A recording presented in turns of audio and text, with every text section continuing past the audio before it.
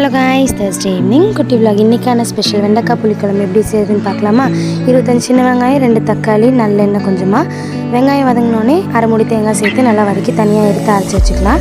அப்புறம் வெண்டைக்காய் வலுவெழுப்பு போகிறக்காக வெறும் மணலில் கொஞ்சமாக எண்ணெய் ஊற்றி தனியாக இந்த மாதிரி வதக்கி எடுத்து வச்சுட்டு அடுப்பில் மண் சட்டி வச்சு நல்லெண்ணெய் ஊற்றி கடுகு போட்டு பொரிஞ்சோடனே 2 பெரிய வெங்காயத்தை சின்ன சின்னதாக நறுக்கி அதையும் சேர்த்து கலந்து விட்டுட்டு காரத்துக்கு ஏற்ப பச்சை மிளகாய், ஒரே ஒரு பெரிய தக்காளி, கொஞ்சமாக மஞ்சத்தூள் சேர்த்து நல்லா கலந்து விட்டுட்டு நம்ம வதக்கி எடுத்து வச்சுருக்க காயும் போட்டு அது கூட 4 ஸ்பூன் குழம்பு மிளகாய்த்தூள் அதை சேர்த்து நல்லா கலந்து விட்டுக்கலாம்.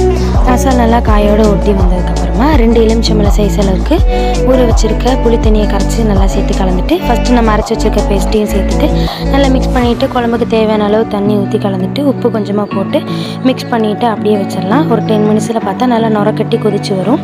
அதுக்கப்புறம் ஒரு 2 மினிட்ஸ் கழிச்சு நுர அடங்கி நல்லா இந்தளவுக்கு வச்சு எண்ணெய் பிரிஞ்சு வந்தோடனே தாளிச்சு ஊற்றி இறக்குனா அவ்வளோதான், சூப்பரான குழம்பு.